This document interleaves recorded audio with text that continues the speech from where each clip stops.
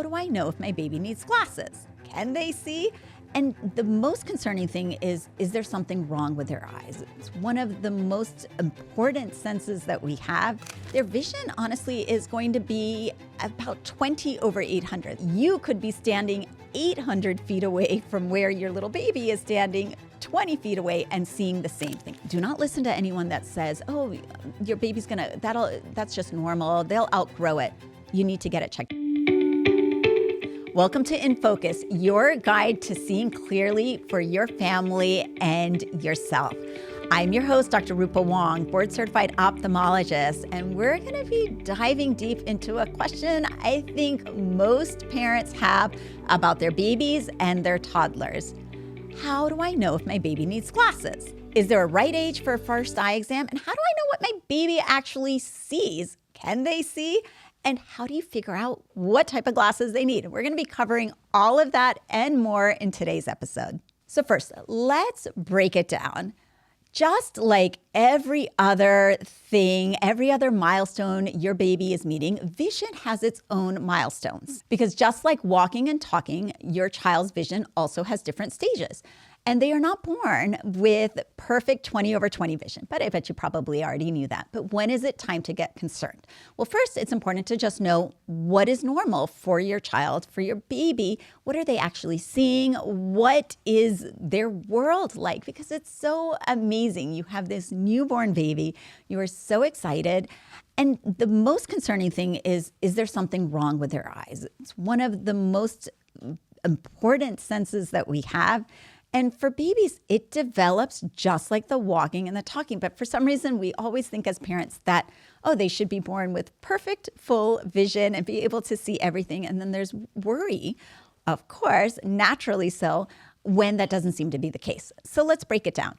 So how do babies see the world? Well, when they're first born, that 1 to 3 week mark, they're really not seeing much of anything. They're really noticing shadows. They can see contrast if it's very high contrast. So this is why a lot of the baby mobiles and a lot of the baby toys, especially that you're giving out for newborns or you've gone for a baby shower, are really black and white, big, geographic, bold patterns. That's to attract a baby's vision and their attention. So that's really about all they can see at this point. They don't really see only in black and white. They can appreciate some colors, but it's extremely muted. So if you saw their colors, it would be like there's a big, dark filter over it. It's not something where they can truly appreciate the difference between red and yellow.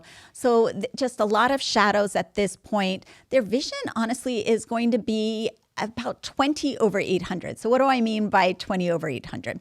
So when you are at your eye doctor's office and we get you to read that chart starting with the big E and you go all the way down to perfect 20 over 20, that really means that you are seeing standing at 20 feet what everybody else can see standing at 20 feet. And that's considered the norm.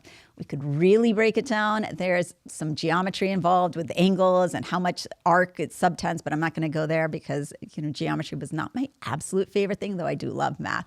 But just remember, 20 feet, 20 feet. That's really what 20 over 20 means. So when a baby sees 20 over 800, it means that you could be standing 800 feet away from where your little baby is standing 20 feet away and seeing the same thing. So it gives you a sense of how not great their vision is at that early stage. And again, nothing to worry about. The main reason for this is because babies, where does their world exist? In the beginning, it is they are either being fed by their bottle or they're being nursed or breastfed by their mother.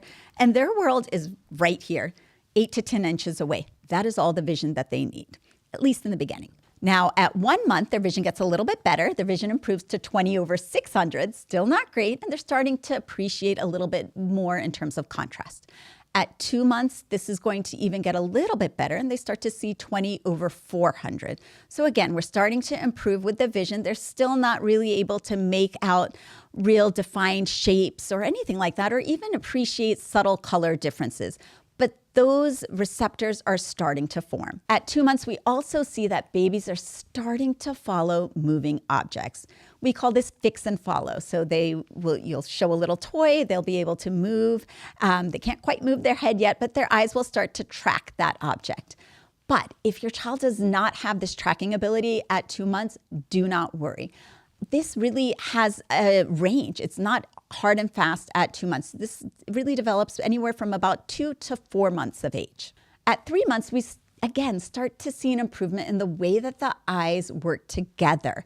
They are starting to track a little bit more. The vision improves to 20/300, and you'll start to notice them becoming engaged in their toys or even in your face. The most fun part at age 3 months is they notice you smile, and that sometimes they'll even smile back. And that's just a really rewarding time for being a parent. I still remember that stage with each of my 3 kids, and it's just so amazing for you to smile at them and for them to know that they're recognizing that. Now at 5 months, babies start to develop some depth perception. They start to see in 3 dimensions, which they really haven't been able to appreciate up until that point. And their vision's about 20/200.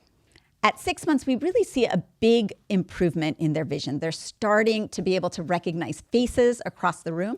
Their vision's about 20/80, 20/100, and their color vision is really starting to come in. So now we're starting to see some improvements. They are going to start to prefer certain toys, the brightly colors. You don't have to just stick to black and white and big geometric patterns anymore. At 8 to 9 months, your baby's starting to crawl, and this does a lot of things.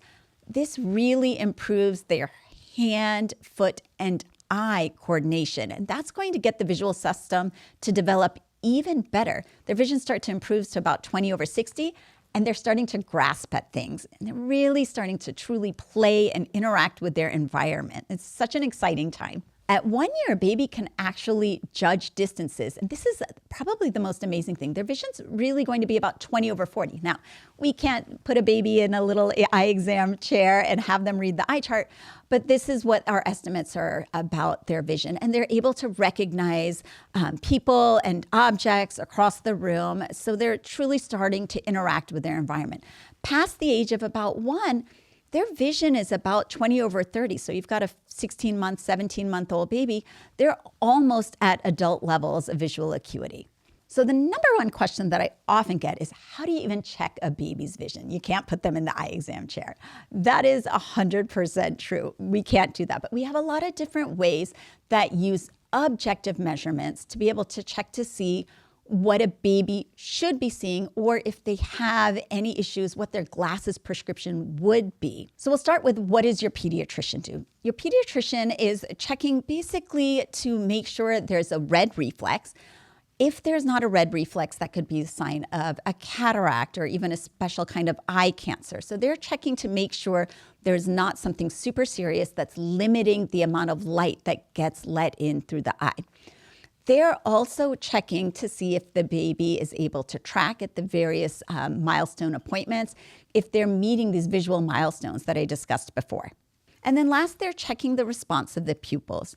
The way that the pupil constricts to light is really important, can tell us a lot as to what's going on in the brain, what's going on with the optic nerve pathways. So these are all the things that your pediatrician is checking just at the well-child visits when you're going in those newborn months.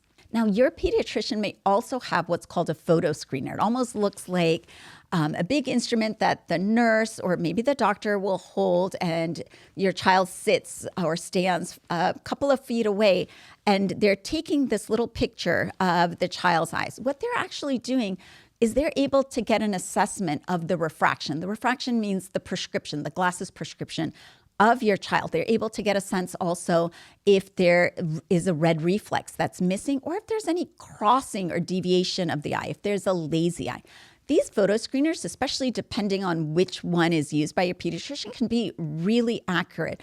Oftentimes, I will get a patient into my office referred by a pediatrician because they failed the vision screen with this photo screener. And when I do my more comprehensive and more thorough evaluation, I get numbers that are quite similar to what the photo screens have gotten. So this is actually a pretty reproducible and pretty reliable way of telling what your child is able to see. And then what do eye doctors, especially pediatric ophthalmologists, do in the office? How are we able to tell what type of glasses prescription you need? So Obviously, with a pediatrician or even a school-based screening, they are not doing these types of techniques. What we do in the office is something called retinoscopy. This is the whole reason that we have to put the dilating drops into your child's eyes to be able to enlarge the pupil. It gives us a way to focus the light using our instruments called retinoscopy. It's a little handheld thing you'll see us with a streak of light. And then I'll also put forward a bunch of different lenses. So once the pupils are dilated with those drops that babies hate as well as adults, I'm able to focus the light and then assess by running my different types of lenses in my hand. I can get a very accurate number as to, is the child farsighted? Does the child have astigmatism, or are they nearsighted? Now, here's the thing. Almost all babies are farsighted, and that might sound strange. It doesn't mean that they cannot see up close and they can only see far away.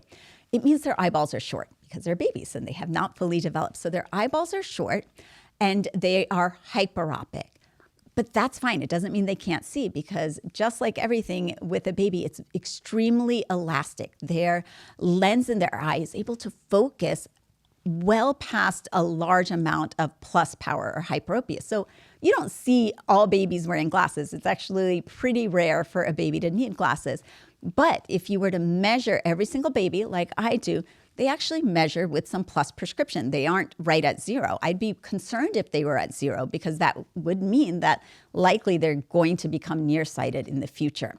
So retinoscopy is our objective way of being able to tell if a baby needs glasses right there in the office. Based on those measurements that I do just with this very simple handheld retinoscope, I'm able to give you a glasses prescription for your baby and be able to follow them. Now, they're not reading the eye chart, but this is just as accurate. This is quite similar to if you go to the eye doctor and they do a little automatic measurement. They put your head in a machine and you see kind of a farm or a house and it kind of comes in and out of focus.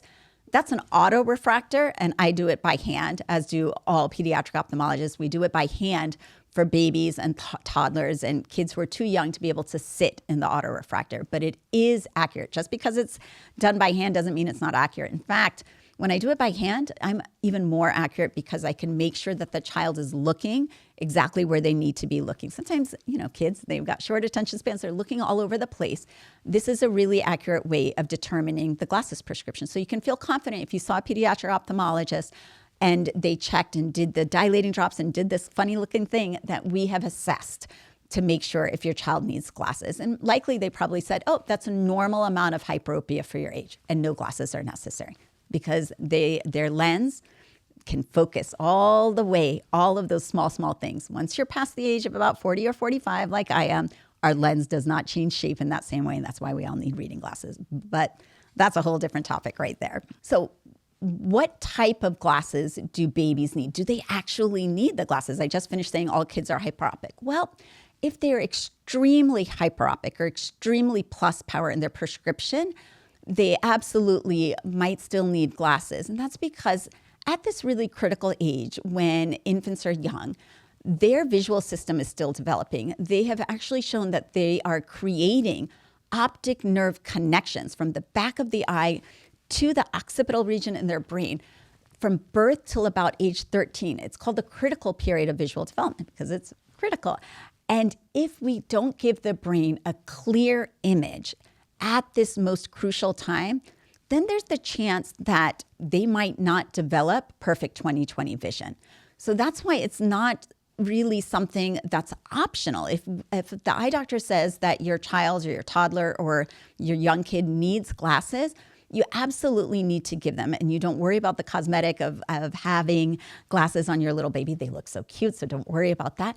It's really instrumental in growing those nerve connections. So if they're extremely hyperopic, if they have a high amount of astigmatism. Astigmatism just has to do with the cornea. That's the clear dome-shaped covering of the front surface of your eye. So if your cornea is like you cut the top of a football or an egg, as opposed to being like you cut the top of a basketball off. So if there's some oblong nature to the cornea, then you have some astigmatism. And what an astigmatism does is it just stretches things out visually so that when you're looking at something, It's going to be a little bit tall and thin or a little bit short and fat, kind of like a funhouse mirror. And what we do is we put a cylindrical lens that collapses all those light rays into a single point of focus. It's not dangerous. I know a lot of adults that'll come in and say, I have astigmatism, and it's nothing that's dangerous, just the shape of your eyeball. Again, not dangerous for your child to have it. Typically something that you're born with. There are certain conditions that can worsen it. But usually if a parent has astigmatism, the child's going to have astigmatism. But we don't have to give glasses for small amounts of astigmatism. Again, it's got to be at a certain threshold to really impact the visual system. And we always weigh everything in terms of whether or not we want to give glasses, how much is it going to affect the visual system and its development. And then nearsightedness. If things are blurry far away, which a baby's not going to tell you, but if we do the measurements and I get a minus prescription, that's nearsightedness or myopia. But again, there's a threshold. A child that is younger than 2, their life is really not that far away. They're not sitting in a classroom listening to a teacher for the most part. They are doing coloring, or they're doing, reading with their parents, or they're looking at their food and they're eating, and all of those things that are really existing within 3 to 4 feet. So very mild nearsightedness, again, might not be treated with glasses, only if it's of a significant value. And then the other thing that we do see develop during toddler age, from that age 2 to age 3, is something called accommodative esotropia. That's when the eyes start to cross in, and far-sighted glasses help reduce that work and straighten the eyes. So that's another reason that your child might be given glasses by your eye doctor. So when should a baby have their first eye exam? This is where it's really important to know whether or not there's a family history of any eye issues, because a lot of things can be genetic, whether babies actually can get cataracts. And if there's a family history of kids having cataracts, then we want to be able to examine your child sooner rather than later. For the child that has no visual complaints, there's no family history, the pediatrician is going to be assessing the vision and checking all these visual milestones at the new well-born child visits. So you don't actually have to go in to see a pediatric ophthalmologist by age 1. That's not necessary. The pediatrician will refer you to see us if there's an issue. But if you're noticing something, if you're noticing eyes that are crossing in, crossed eyes are a normal part of visual development. Like I mentioned, right around 3 to 4 months, kids and babies should really start to develop that tracking, and their eyes should uncross. If your baby's eyes are crossing past that age, you absolutely want to go in to see a pediatric ophthalmologist. Do not listen to anyone that says, oh, your baby's that's just normal, they'll outgrow it. You need to get it checked. If they've not outgrown it by age 3 or 4 months, then it's something to be evaluated. If you also are aware of babies that needed glasses early in your family, or if your baby was premature, this also increases the likelihood that they might need glasses or might have some visual symptoms. If you ever have a concern, always you can feel free to bring them in to your eye doctor or talk about it with your pediatrician, who will give you the appropriate referral. But every child does not require a full eye exam. And the reason for that is that requires putting eye drops in them. It takes a while for those drops to work and to get dilated. And it's just not necessary to put every single kid through that if they've just got a normal exam. So how do you know if it's time to take your child into the eye doctor? What are red flags that you should be concerned about? Eyes that deviate. This is called strabismus, when the eyes are misaligned. Eyes might cross in, which is called esotropia. They may wander out, which is called exotropia. It might not even be present all the time. It may only be present certain times, intermittently. But if you see any deviation past that 3 to 4 month mark, you 100% want to bring them in to see a pediatric ophthalmologist. Surgery is not always necessary. So I want to reassure parents, because they see that and sometimes they freak out. And I totally understand. My mind also goes there when my kids have been faced with things that I've been worried that, oh, that's going to require neurosurgery, or, your brain just goes there as a mom, especially. But surgery is not always necessary for eyes that deviate. Sometimes, like I mentioned, just glasses is enough to straighten the eyes, but it's 100% something that needs to get checked out. If you notice your child's squinting a lot, if they are tilting their head, a lot of times the kids will adopt a certain head posture. That can be for a bunch of different reasons. They might be trying to see out of the better seeing eye. They may have a little bit of astigmatism. Squinting actually helps focus the light rays onto the retina. So if you've been to the eye doctor and we put those little funny pinholes down, that's basically what squinting does, is it narrows the pupil. It makes a smaller aperture, which focuses the light onto the retina. So that's why squinting helps vision. If you see a child closing one eye in the sunlight, that was what my middle son used to do, that might be a sign that they have vision which is worse in one eye, or that they've got misaligned eyes, because by closing one eye in the sunlight, they're trying to avoid seeing two images of something, because when the eye deviates, usually you're seeing two of something, your brain then shuts that eye off, or you might physically, unconsciously close one eye. So that's what my middle son does. It's definitely a reason. At first we thought it was just cute, and then we realized, oh, we need to check him. He did end up having strabismus, but like I said, not every strabismus requires surgery. His is intermittent, something that I can just observe. Another red flag is if you don't see your child, your baby, start to develop that tracking fixation. Again, around age 2 to 3 months, that's when we should see a child start to at least follow objects, especially faces. Faces are very interesting to them. We've been hardwired to really want that social interaction when you're babies, because they know the caregiver is the one that's going to be providing the nourishment and all the things. So if they're not responding to your face, if they're not able to follow your face as you move past about 3 months, another reason to get checked to ensure that everything is all right, that there's not something going on either in the eyes or in the brain that could be affecting the vision. If you start to see a white reflex, most of us don't use camera flashes anymore. In the old days, we had a lot of camera flashes. Now everyone's on their phones taking pictures, and we don't often take a lot of pictures at nighttime. But if you use a flash and you see that red eye, that's normal. If you see red eyes in one, like a red reflex in one eye and a white reflex in the other, that's abnormal. That could be a sign of a cataract, it could be a sign of misalignment of the eyes, or it could be a sign of an eye cancer called retinoblastoma. So 100%, again, something that you need to get checked by the eye doctor. Even tearing, crusting, discharge, those are signs of a blocked tear duct or even something more serious. So if something feels off, you always want to trust your gut as a parent, and your eye doctor, your pediatrician should listen to that and investigate the cause of it, because you're with your child 24 hours a day.